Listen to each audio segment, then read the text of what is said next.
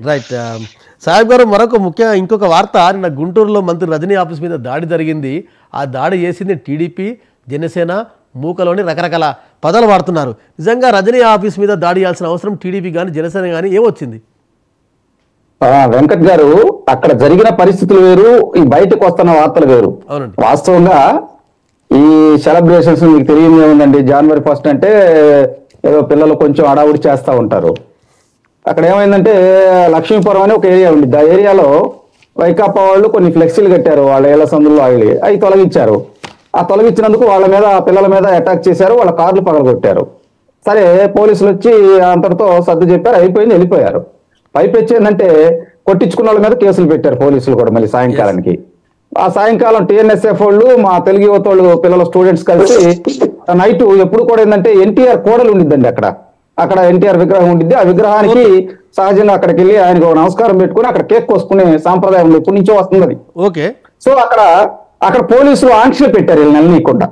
పైపెచ్చు మా ఏదైతే ఎన్టీఆర్ విగ్రహానికి ఉన్నటువంటి దిమ్మకి వైకాపా ఫ్లెక్సీ కట్టారండి. చూడండి, వైకాపా ఫ్లెక్సీ ఆ దిమ్మకు కట్టారు. మా వాళ్ళు ఏమన్నారు, లేదు అది తొలగించమన్నారు. అక్కడ గొడవ స్టార్ట్ అయింది. ఎక్కువ మంది స్టూడెంట్స్ రావటం, ఈ కేక్ కోసుకునే కాడ ఉద్రిక్తత ఉంది. వాస్తవంగా ఎవరో అపరిచితులు 2 రాళ్లు వేశారు, వాళ్ళని పట్టుకున్నారు. కానీ ఇక్కడ జరిగిన ట్విస్ట్ ఏంటంటే, ఆ రోడ్డును ఒక తెలుగుదేశం పార్టీ అనుకున్నారు. ఒక అతను పచ్చ సొక్కా వేసుకొని చర్చికి వెళ్ళి వస్తున్నాడు. మరి వాస్తవంగా అతను కూడా పట్టుకున్నారు, రాంబాబు అనే వ్యక్తిని. చూడండి అసలు ఇక్కడ, నువ్వు పచ్చ సొక్కా వేసుకున్నావు, నువ్వు తెలుగుదేశం పార్టీ, నువ్వే రాళ్ళు వేపించావు అని అతను పట్టుకెళ్లారు. వాళ్ళ ఆవిడ లబోదీపు. సరే, అక్కడికి అందరూ వచ్చారు. డిఎస్పీ కేడర్ వ్యక్తులు వచ్చేసి కట్టడి చేసేసారు. ఆ రాళ్ళు ఎవరు వేసుకారు. ఇది నేను ఎందుకు చెబుతున్నానంటే, తెలుగుదేశం పార్టీలో ఉన్న గొప్పతనం అదే. మేము ఓపెన్ గా కొన్ని విషయాలు ఒప్పుకుంటాం.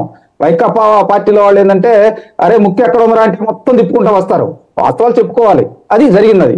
కానీ అక్కడ జరిగిన విషయం ఏంటంటే, 2 రాళ్ళు వేసిన మాట వాస్తవం, అద్దాలు పగిలిపోయినాయి. నేను ఎందుకు అంటున్నానంటే, వాళ్ళు ఆంక్షలు పెట్టాల్సిన పనే ఉందండి. మెయిన్ రోడ్ లో ఎన్టీఆర్ విగ్రహం ఉంది, మా అభిమానం, మేము వెళ్తాం. పైపెచ్చు అక్కడ సిఐ గారు ఏం చేశారంటే, IPC సెక్షన్ 143, 147, 324, 353, 427, 506, 149 సెక్షన్ల కింద కేసులు పెట్టారు. పైపెచ్చు ఆ పట్టుకెళ్ళినటువంటి 28 మందిని డ్రాయర్ల మీద లోన ఉంటాయి కదండి, చెరసాలు అంటారు కదా, వాటిలో కూర్చోబెట్టారు. చూడండి అసలు డ్రాయర్ల మీద. ఎక్కడున్నాం మనం? ఆటవిక రాజ్యంలో ఉన్నావా? తర్వాత వీళ్ళందరినీ GGH తీసుకొచ్చి గుంటూరులో వాళ్ళకి వైద్య పరీక్షలు చేసిన తర్వాత వీళ్ళందరినీ తీసుకొని జడ్జి గారు మున్సిపల్ కోర్టు దగ్గరికి వెళ్తే ఒకంత ఆగ్రహం చేశారు.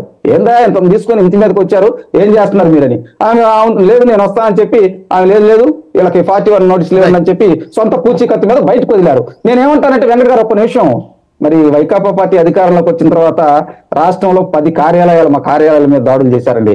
పెట్రోల్ పోసి మా నాయకుల వాహనాలు తగలబెట్టారండి. మా సెంట్రల్ ఆఫీస్ మీద దాడి చేసి, మా సెంట్రల్ ఆఫీస్ మొత్తాన్ని బీభత్సం చేసి, లోనున్నటువంటి కొంతమంది నాయకుల్ని, ఎంప్లాయీస్ ని చేతులు ఎరగొట్టారండి. దీంతో పాటు మీరు ప్రధానంగా చూడండి, చంద్రబాబు నాయుడు గారు అంగళ్ళలో కావచ్చు, అదేవిధంగా ఎర్రగొండపాలెంలో కావచ్చు, నందిగామలో కావచ్చు, విశాఖపట్నంలో కావచ్చు, అమరావతికి బస్సు యాత్ర చేసేటప్పుడు కావచ్చు, మరి ఆయన మీద రాళ్లు వేసి నాన్న హంగామా చేశారు కదండి. ఎక్కడన్నా కానీ ఒక కేసు తీసుకున్నారా? మేము ఫోటోలతో సహా ఆధారంగా ఇస్తే ఏంటంటే, నేను అనేది అదే, ఈ ప్రభుత్వానికి అహంకారం ఎక్కువైంది అంటున్నాం. ప్రజలు కూడా అదే అంటున్నారండి. న్యాయం అందరికీ అందాలి, అంతేగాని న్యాయం ఏ ఒక్కరికో ఉండకూడదండి. సార్, తెలుగుదేశం పార్టీ అధికారంలో ఉన్నప్పుడు ఇటువంటి ఎక్కడన్నా జరిగిన సంఘటనలు ఉండయా? Right, Ramarao please.